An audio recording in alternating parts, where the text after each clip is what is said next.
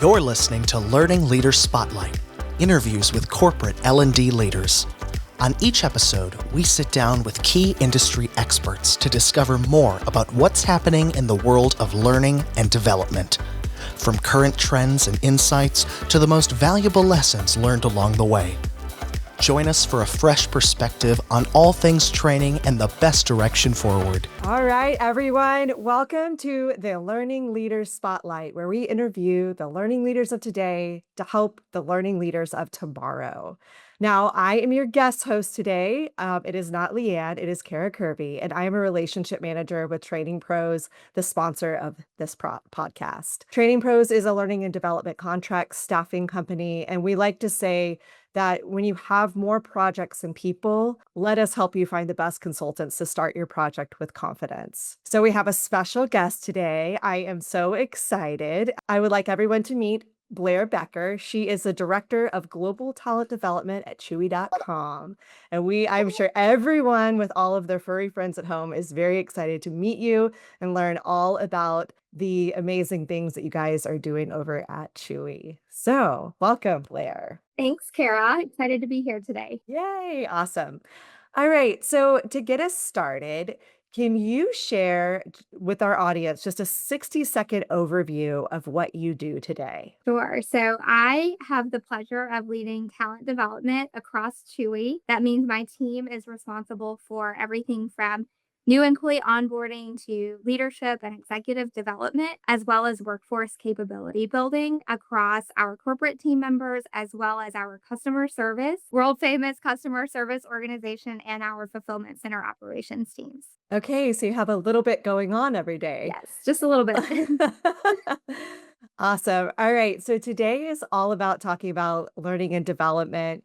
And we like to go back. I think that these are always the most fun stories of how people got into learning and development. Because a lot of times people don't go into college being like, I'm going to be in a learning development professional. A lot of people stumble into it. So I don't know what your story is, but I'd love to hear it. But would you tell us about how you first got into L&D? Yes, I'd be happy to.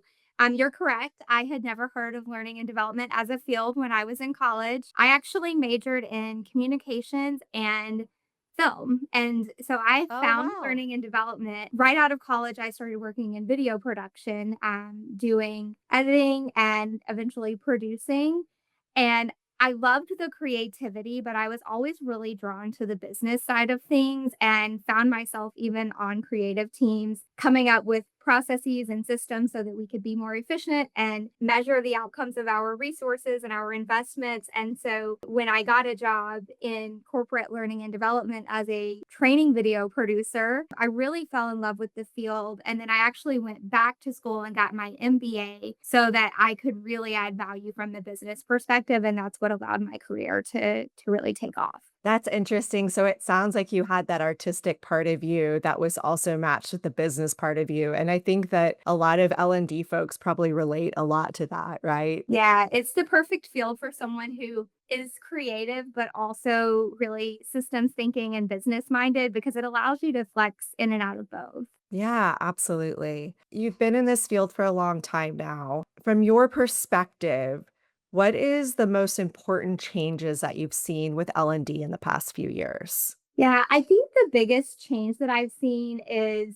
because of technology and because of just the pace of competition. L&D used to be this field that took sometimes months to do a needs analysis, to take in a project, to build and design a project with pretty cumbersome tools that took a really long time, and we had to get it right the first time. As I've seen the field evolve over the last few years, technology is enabling us to go faster, and the business is requiring us to go faster.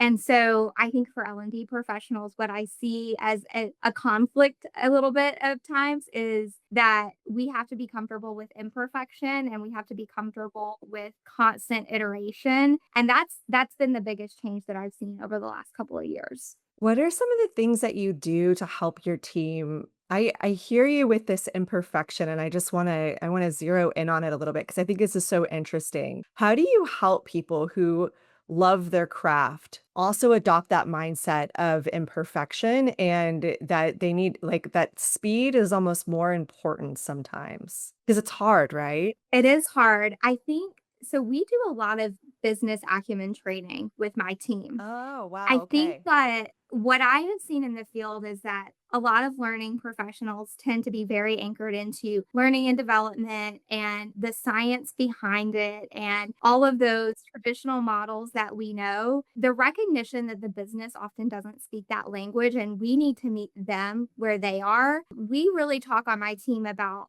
the business being our internal customer and needing to speak their language and helping them to see the value in that speed and the competitive advantage that it offers. Okay, yeah, I like that. That's really interesting that y'all are doing those business acumen classes.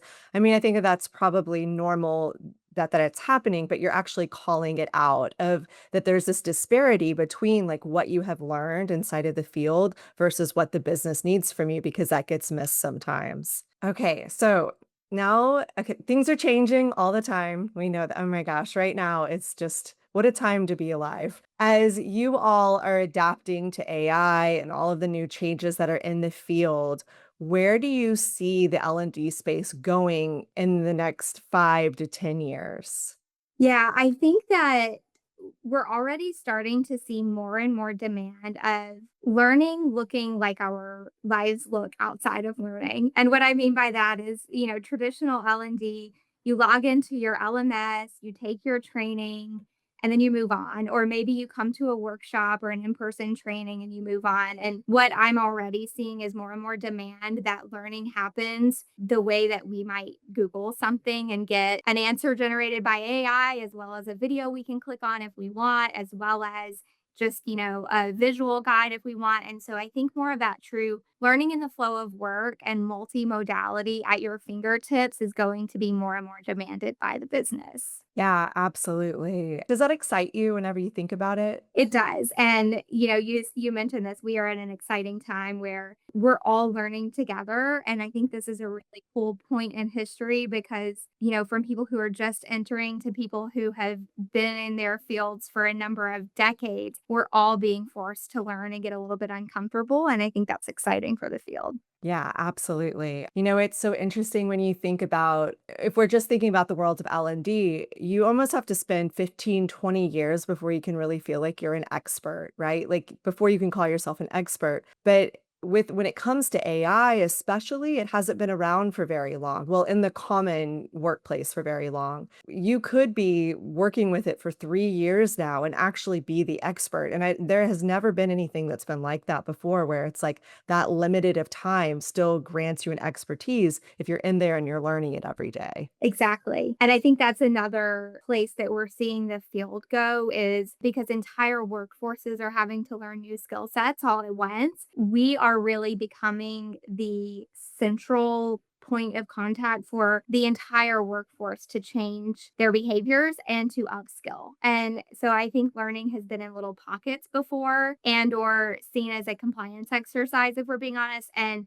now I think my company and most companies are really seeing learning and the ability to upskill their workforce as a strategic business advantage. And I think that's really exciting. Yeah, I think that that's really exciting too. It's what we've been hoping for forever, right? Exactly. I want us to dream a little bit. So with everything that's going on right now, and like, let's say that you had 10 times your current budget to do whatever you wanted. Where would you go? What would you spend it on? Like, what kind of transformations would you make inside of your organization right now? Yeah, I would actually spend it on more technical capabilities.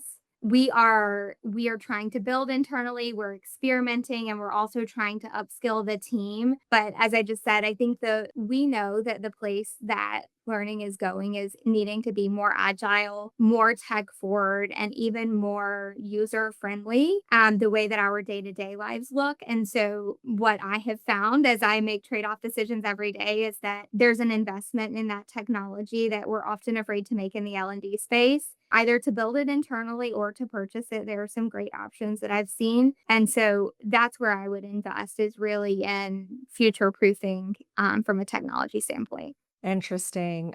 Do you have anything specific that comes to mind whenever you think about that technology piece? Yeah, I think right now there's a lot that our teams are still doing that can and should be automated, and we're pushing the envelope pretty hard at Chewy. I would say across the board, we've really adopted AI.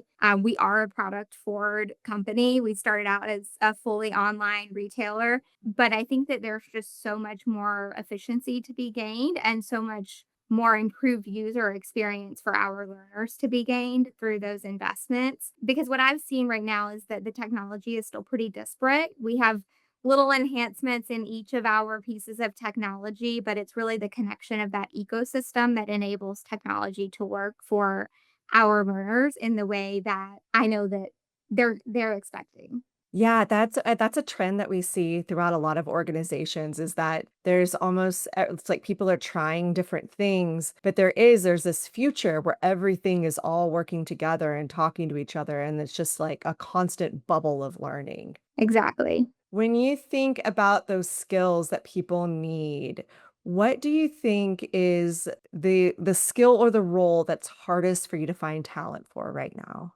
I think the skill that I would say not only on my team, but just across the board is agility and a real comfort with learning on the fly. Because as we mentioned, the technology is evolving and changing every day. And it's not only the technology that's changing, but it is changing the way that we all work and that we're expected to show up. And so I think that that comfort in quickly learning, quickly testing and trying new things and being able to learn and pivot is the biggest challenge for most people that I'm seeing in the workforce today on my team and across the larger organization. And that's something that we spend a lot of time upskilling around is teaching people how to be more agile and more product minded. Oh, yeah, that's interesting. It goes back to what you were saying about the perfectionism, right? Like, how do you get people to just be okay in the mess, in that messy middle, which almost everybody is in right now? And I don't know if we're ever going to get out of it, actually.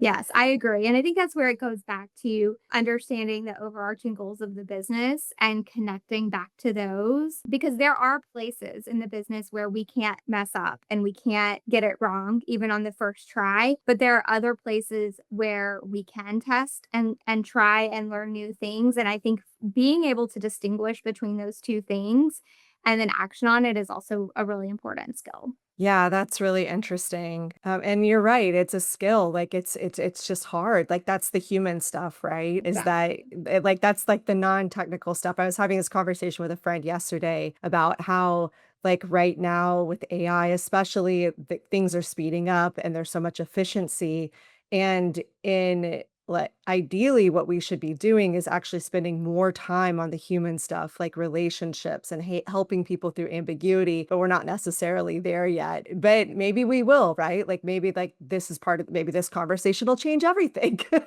Like how do you really focus in on like helping people gain those skills because like to your point it is a skill that people can be taught. All right. So, in the world of learning and development, I would love to learn about the way that you are learning. So, what are some of your sources? What are some of the things that you are doing to keep ahead of all of the news and the changes right now? I love to stay informed on the trends and what other companies are trying, what other companies are doing through LinkedIn and various articles that I access through there. I also have been taking advantage of a lot of the learning opportunities that my team helps to create and curate. I feel like as learning professionals, we often don't pause to actually consume the learning ourselves. And so that's something that I've been doing and my team has been doing quite a bit, especially as we were talking about upskilling around AI and some of the latest technology where none of us are true experts yet. We've been learning together, and that's been really beneficial. And we've seen a lot not only through consuming formal learning, but through trying and experimenting and then creating spaces within my organization and my team that we can actually learn from what we're trying. Oh, I love that so much. And then there's so many other great things that creates because people are seeing that their leaders are in the classroom with them, which we know is such a profound experience for them. And it helps to create that space we were talking about earlier where you get comfortable with imperfection where it makes sense. Yeah, so if they're hearing that you, right, like their leader is learning and you're trying and you're iterating, like it makes them feel like they can do it too. Exactly. Let's talk about books. So, what is one book that you think that everyone within L&D should be reading right now? I have probably a million leadership books and learning and development books that I could choose from, but I think the book that I would recommend is actually an older one. It's called Return on Learning by Donald Vanthernott, and the book is about 20 years old, but it was one of those pivotal moments that shifted my perspective in L&D from, again, the L&D for the sake of L&D, the science behind Kirkpatrick and Bloom's taxonomy, to really shifting to think about how we are there to serve the business and to make a measurable impact on the business and at the end of the day on their financials. And so it gave me some really good thoughts for how you can think about not only measuring the return on investment on your programs, but just how you shift to that language of speaking to the business on the terms that matter to them, which at the end of the day, we know we need to drive skills and behavior change for those outcomes. But when it comes to communicating with the business and providing solutions to the business, that was one of the first books that really helped me to shift my thinking in how I do that. Oh, that's awesome. I'm gonna put you on the spot here, but can you remember anything specifically, like from reading that book that you were doing and then you did end up shifting, like after reading that?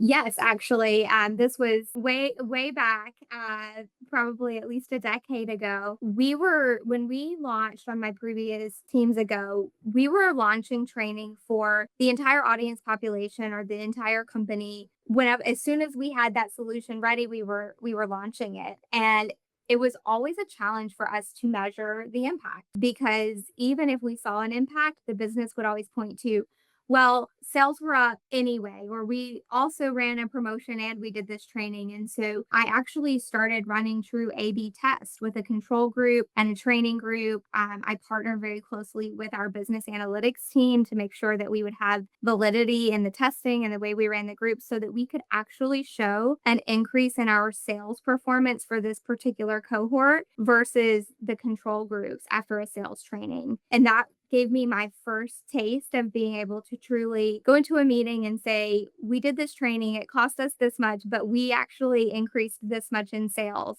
And so then we had a ton of confidence to go and expand. And that was the first time that I was able to do that. And now that's become sort of a cornerstone for how I think about launching major investments and programs. Yeah, it's like, how do we measure it and show people that, what's interesting is that I started my career in sales training too. And I always say when I think about that is that you're able to see that connection so easily with sales and it becomes harder with other parts of the business. But when you're there and you can see the impact that you're making on people and them improving their numbers and their lives as a result of it, there's just such magic there. And I was like, whenever you're talking, I was like, yes, I'm so excited about this because that's where the magic happens is whenever we can put those metrics behind everything. Yeah, absolutely. And you're right, it is easier in sales, but I have been able to see it done in other areas as well.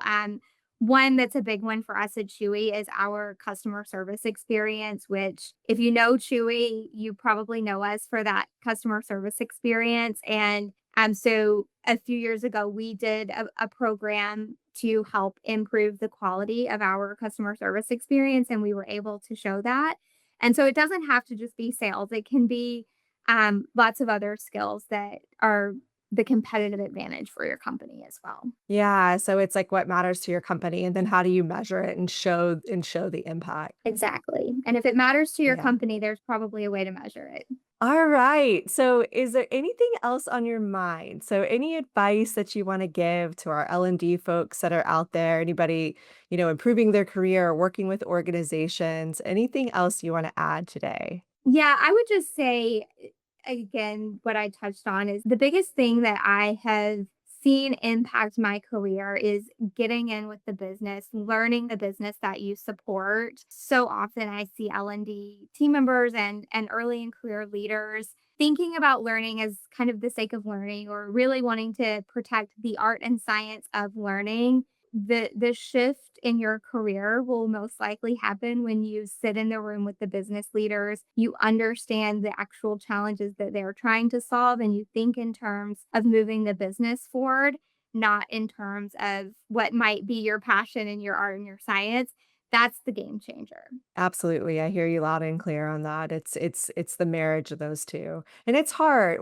Yeah, like, there's, maybe what do you think? Like, why do you think that it's hard to kind of let go and make that transition for people? Like, I know we talked about the idea of perfection and getting over that, but this is something different, right? Like, why do you think it is so difficult for people to cross that bridge? Yeah, I mean, I think for a lot of learning professionals, it is that many of them do have great expertise in adult learning and in program design, thoughtful curriculum design. And oftentimes business leaders think they know exactly what they need, and sometimes those two don't match up. And so what I'm not saying is that you throw out all of that traditional learning knowledge. You still need that as your foundation, but I think that knowing where to give and take and knowing where to maybe have the learning as your foundation, but again, understand the business and where they're coming from is what's so important. And I think it's just hard maybe because it's uncomfortable for a lot of people, I think, which is why I say get in there and listen to the conversations and really make an effort to learn the business. Yeah, get curious. Yeah, exactly. Okay, awesome. Well, thank you so much, Blair. We appreciate your time today. Thank you for coming on the show. And is there anything else you want to add or contribute? I think we're good. I think we learned so many interesting things from you, and I love the focus that we've had on, like, being able to speak the language of the business. I think that that can help so many people's careers and so many people's consultancies and so many business leaders that are out there. So I've really, really enjoyed this conversation. Thank you, Kara. I enjoyed it as well. Okay, awesome. Well, I just wanted to let you know we are so thankful for you to being here, and that we're also going to plant 5 trees in your behalf. So that's something that we do here at Training Pros. So for every consultant that we place into an organization, we're out there planting trees and giving back. So we're going to plant 5 on your behalf. I love that. Thank you. Yeah, our pleasure. Okay, well, that is all we have for you today when it comes to the Learning Leader Spotlight. Thank you so much, Blair, for joining us, and we will see you next time. Thank you. Thanks for joining us for the latest episode of Learning Leader Spotlight, interviews with corporate L&D leaders. You'll find links in the show notes to any resources mentioned on today's show. If you're enjoying our podcast, please subscribe so you never miss an episode and leave us a 5-star review.